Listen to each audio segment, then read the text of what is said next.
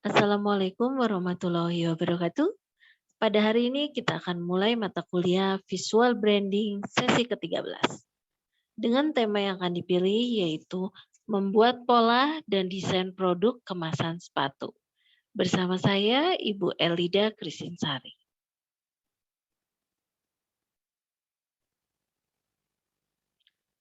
Pembahasan yang pertama secara umum mengenai desain kemasan sepatu. Kualitas yang hendak dicapai sesuai dengan fungsi, untuk apa barang tersebut digunakan atau dibutuhkan, tercermin pada spesifikasi dari barang yang dirancang. Yang kedua, dalam mendesain pola, sepatu fungsi utama harus dipenuhi, yaitu untuk melindungi barang, yaitu sepatu yang dirancang tersebut. Kemudian, pola yang dibuat harus sesuai dengan produk kemasan sepatu. Ukuran tepat untuk melindungi sepatu ini mempunyai pengaruh yang besar ya. Karena dengan pengukuran yang tepat seperti nomor untuk orang dewasa dimulai dari nomor 36, 37, 38, 39, 40 dan selanjutnya nomor yang lebih besar.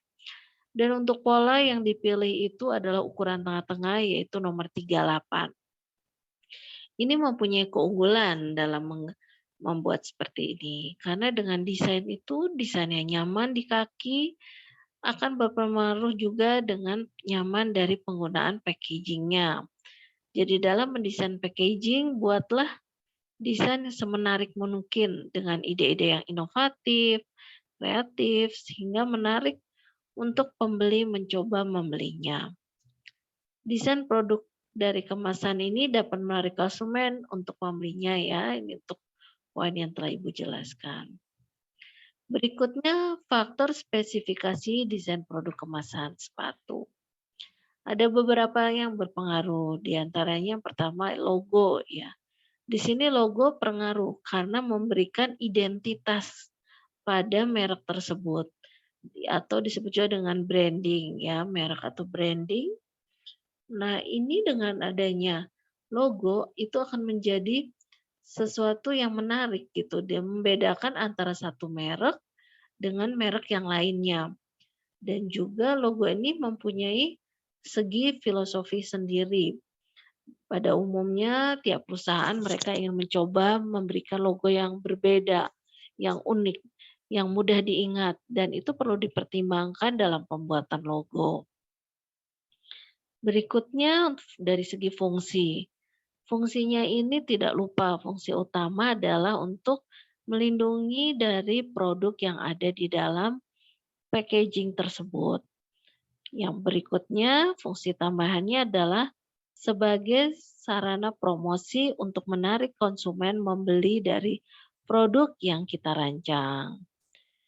Berikutnya adalah warna. Warna ini penting ya, karena dari warna orang akan mengetahui bahwa merek tersebut berasal dari produk kemasan apa. Dengan warna-warna yang menarik, sesuai dengan kebutuhan dari konsep desain yang diajukan.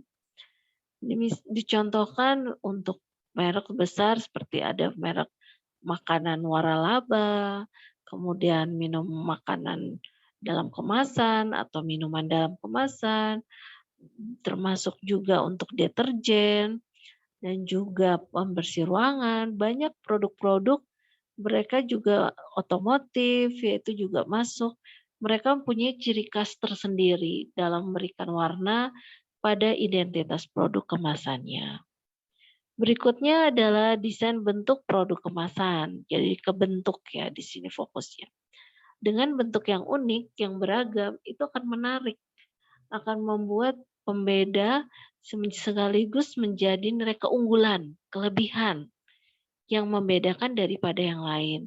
Ini penting untuk digali ya. Jadi ketika kalian melihat dari internet, referensi, bukan berarti dari internet langsung keseluruhan kalian adopsi, lalu dipindahkan langsung menjadi desain kalian, kalian klaim. Tidak boleh seperti itu. Di internet itu hanya sebagai inspirasi saja. Dan inspirasi ini bukan dari internet saja, bisa dari alam, seperti pepohonan, bunga-bunga, tanah, daun, tekstur bebatuan, itu bisa menjadi inspirasi. Kemudian dari bentuk-bentuk dasar yang ada di sekitar kalian, itu pun bisa menjadi inspirasi dalam membuat bentuk produk kemasan yang unik. Tidak lupa juga dari sisi ergonominya, ini penting. Karena dengan kenyamanan ketika membawa desain produk kemasan, itu akan berpengaruh besar ketika bagaimana membawanya, bagaimana operasional dari produknya, apakah mudah digunakan atau sulit digunakan. Kemudian ini juga ada kaitannya dengan pola ya. Ketika pola yang kalian buat itu, ini apakah dapat dimengerti, apakah mudah untuk digunakan, ataukah bisa diaplikasikan atau tidak, diterapkan pada produk. Nah, ini perlu dikembangkan lebih lanjut. Ya, ini kita masuk ke polanya. Di sini ada pola terlihat bagaimana pola itu dilihat dari sudut pandang atas. Kemudian pembagiannya kita lihat bahwa ini dari satu pola, satu kertas, bisa dipotong untuk menjadi beberapa bagian ya, dibentuk menjadi beberapa bagian.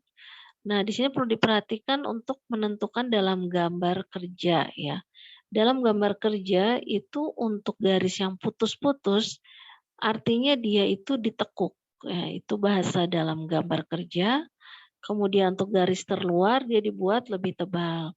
Nah, pada umumnya untuk gambar seperti ini bisa menggunakan software seperti CorelDRAW atau Adobe Illustrator. Kalian bisa menggunakan program ini untuk menggambarnya.